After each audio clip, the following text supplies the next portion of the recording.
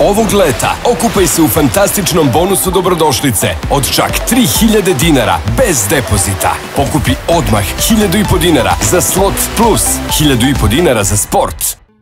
Pozdrav svima i dobrodošli nazad na YouTube kanal Telesporta pod pokroviteljstvom Admiral Beta. Još jednom želim da vam se zahvalim na vašem strpljenju i poverenju koje ste nam ukazali uz činjenicu da sam svjestan da kasnimo sa obradom ovog današnjeg videoklipa, ali usled, kao što sam već najavio, veoma brzog prelaznog roka koji Crvena zvezda pre svega radi i usled neki promjena na našem kanalu, ipak polako, ali sigurno pristižemo da obradimo svakog igrača.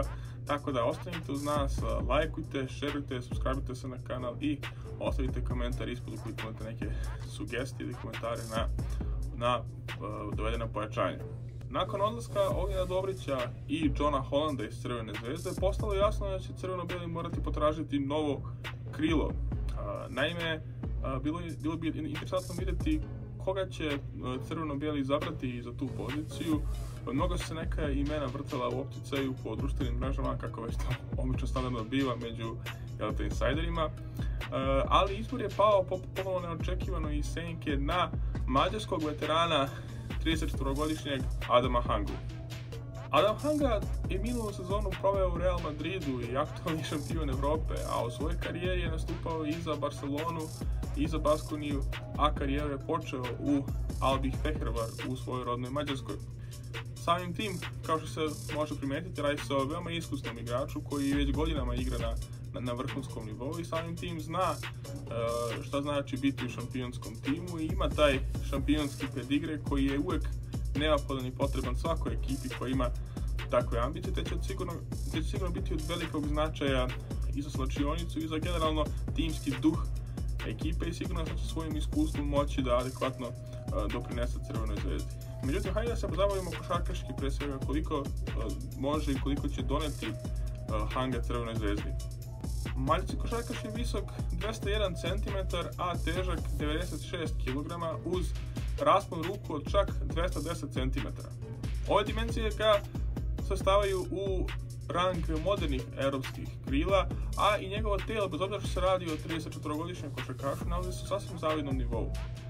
Vretenaste građe, kao što sam već pomenuo, te duge ruke mu omogućavaju da radi dosta pametnih stvari i zanimljivih stvari na terenu. Također odlikuje ga i veoma brz prvi korak i sjajan pravolinijski sprint, kao i solidna snaga, pogotovo u gornjeg dela tela, kojima parira što u odbrani, što u napadu protivničkim krilima ili čak i bekovima. Također odlikuje ga i zavidan nivo eksplozivnosti, pogotovo za ovaj njegov kasni period karijere, te se u globalu može reći da se radi o zaista pristojnom atleti. Što se tiče faze napada, Adam Hanga je tu poprilično limitiran.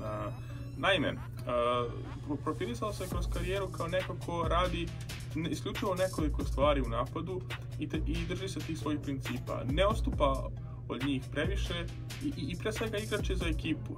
Bilo da on igra 5 ili 25 minuta, neće uzeti neki ishitreni šut, neće znacima navoda divljati i podreći se timu. Vrlo često imao tu nesreću da u timovima u kojima je igrao nije bio prva opcija, nego je bio više nekakva opcija sa klupe ili treća ili četvrta opcija u nekim slučajevima.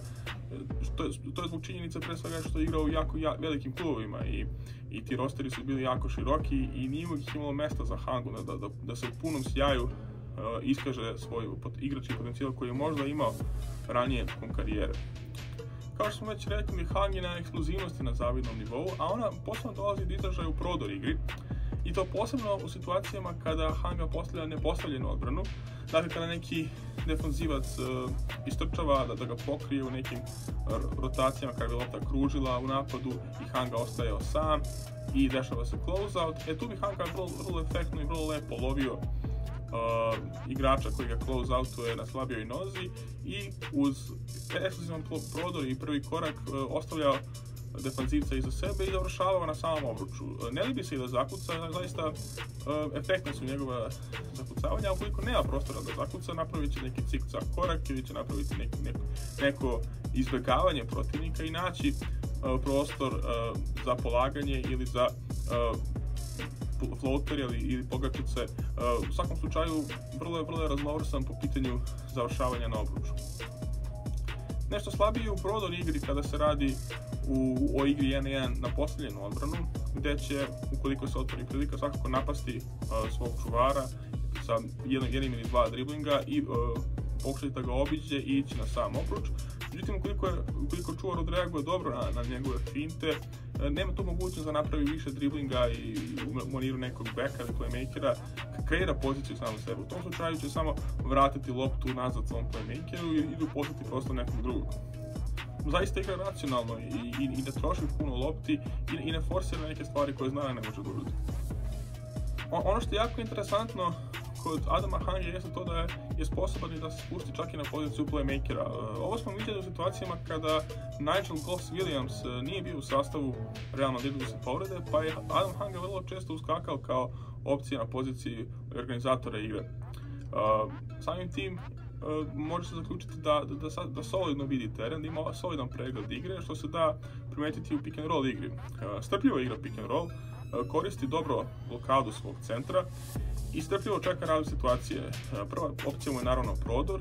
Ukoliko uoči i malo prostora koji se formira nakon tog pick and rolla, Hanga će brzo napasti reket i pokušati da uputi naravno šut ka košu. Međutim, ukoliko se to ne desi, gledat će i druge opcije, gledat će svog centra i gledat će naravno spot-up šutere u kornerima ili po 45 stepeni. Pregled igre je, kao što sam rekao, na solidnom nivou, međutim, daleko od toga da je nivou nekih elitnih playmakera, što je zapravo i nije neophodno i ne traži se od njega i da bude. Sasvim sigurno bit će dobro oružje u pick and roll igri kada neke primarne opcije budu zatvorene i neke akcije bivaju isečene. Moći će lopta ići na Hangu i on bi to mogao da preuzme kao neki sekundarni kreator. U igri bez lopte je odličan. Odlikuje ga odlično prepoznavanje igre, ima jako istančan i dobar osjećaj kada katuje, gotovo iza leđa ili po 45, kada zapravo obraka obruču i prima pas od playmakera na lagano zakucavanje. Zaista tu je možda i jedan od najboljih u čitavoj Evropi u počitanju te igre i pokretanju bez lopte. Što se tiče šuta i spot-up situacija, tu je već situacija nešto lošija. Hanga ima jako čudnu formu šuta, ne savija noge, a izbacuje loptu nešto ispred glave. Šut je nekonstantan, procenti variraju tokom cijele karijere, nekada budu ispod 30%, nekada budu iznad 35%, tako da sasvim sigurno kako god da se desi nije to neko primarno oružje Adama Hange i nije nešto na što se treba osloniti ako ste Crvena zvezda. Međutim, daleko od toga da je nepouzdan. Na primjer, setimo se u play-off seriji između Partizana i Real Madrida u Beogradu. Adam Hanga je pogodio, ja mislim, 3 ili 4 trojke iz kornera i odigrao vrlo bitnu rolu u toj skraćenoj rotaciji Real Madridu se povreda i suspenzija. Tako da može se desiti da njegov šut dođe do izražaja, ali isto tako može se desiti i da nestane, tako da vrlo je nesiguran i nejasan što se tog šuta tiče, tako da sigurno sam da to neće biti primarna opcija kada je on u pitanju. Adam Hanga je jako dobar u tranziciji. Naime, čuveni su sad već njegovi highlighti u ACB ligi kada bi pokupio skok sa svoje polovine i onda coast to coast pretrčao ceo teren i zakucao na suprotnoj strani. Zaista to radi vrlo efektno. Međutim, nešto ređe u poslednjih godina kako njegova karijera ipak se privodi nekom kraju. Također i bez lopte jako dobro trče tranziciju po krilima, po sredini, u zavisnosti od date situacije i završava tranziciju poprilično brzo i eksplozivno na samom obruču. Ono na čemu je Adam Hanga izgradio svoju karijeru svakako je odbrana. U prilog tom ide činjenica da je, čini mi se, 2017. ili 2018. nemojte me držati za reč, bio izabran za najboljeg defanzivnog igrača Evrolige. I to vam sve govori o kakvom se defanzivcu radi. Čak i sada, kada ima 34 godine, njegova defanziva nije puno trpela. Njegova eksplozivnost i savršen rad nogu u toj fazi omogućavaju da bude praktično jedan od najboljih ball stopera na nivou cele Evrolige. Čak i u situaciji kada juri igrača, to je svog igrača koje je njegovo zaduženje kroz blokove, tu je možda i najbolji u Evropi. Njegov savršen rad nogu kroz probijanje blokove i duge ruke ne dozvoljavaju protivniku da napravi separaciju ili zapravo na pravi način iskoristi taj blok. Uvek se šunja iza tog igrača, privije se uz telo i ne dozvoljava da pas na njegovog igrača zapravo ode. Također je vrlo aktivan na prvom dodavanju i pogotovo u situacijama kada protivnik izvodi out sa strane ili channel out, gdje je jako agresivna linija dodavanja i što često rezultira ukradenim loptama koje potom otvaraju kontru za njega ili za saigrača. U odbrani 1-1 jako dobro čita situacije i jako dobro radi nogama, što često rezultira u njegovom iščačkavanju lopti ili forsiranju izgubljenih lopti i loših driblinga protivnika, što potom rezultira u osvojenoj lopti. Tako da zaista radi se o vrhunskom defanzivcu na perimetru, čak i u 34 godine koliko ima danas. U odbrani može da čuva bilo koga od 1 do 3, pa čak i u nekim situacijama kada se radi o nekim četvorkama koje nisu nužno fizički snažne i ne oslanjaju se na post igru, već išli na neku face-up igru, i tu Hanga može da isparira. Što se tiče timske odbrane, Hangine kretnje su vrlo tačne, aktivan je na strani pomoći i vrlo često zna da se postavi za faul u napadu i prosto jako iskusan i sada već odigrao je brojne utakmice na euroligaškom nivou protiv mnogo timova i otprilike zna kako koji igrač funkcioniše, tako da vrlo često zna i sam da se postavi u odbranu u skladu sa time kog protivnika čuva i šta misle da će se desiti u sledećim sekundama. Vrlo često zna da se pojavi na udvajanje, čak i na svoj sopstveni osjećaj, a ne nužno zato što je trener to pozvao i to vrlo često zna jako dobro da radi i da napravi probleme dribleru koji ostaje ukupan u tom udvajanju. Sve u svemu deluje da u odbrani ima jako malo mana i to je jedan segment igre gde mu se nema zaista šta zameriti.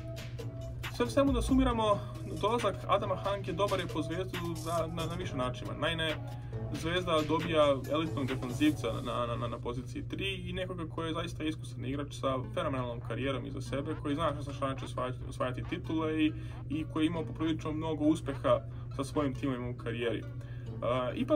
Iako su zvezdini navijači izgleda oduševljeni ovim transferom, ja bih ipak ostao blago oprezan, pre svega zbog Hangine igre u napadu. Naime, prošlo jako dugo vremena od kada je Hanga imao nešto veću ulogu u napadu i ove sve osobine koje sam naveo što se tiče njegovog napada jesu njegove karakteristike, ali nekako sve manje i manje ih upražnjava u Real Madridu jer prosto nije imao toliko šanse. I sad je veliko pitanje da li će Hanga moći naći taj svoj napadački potencijal koji definitivno postoji sada u 34. godini nakon nekoliko godina kada nije bio nužno napadački orijentisan igrač.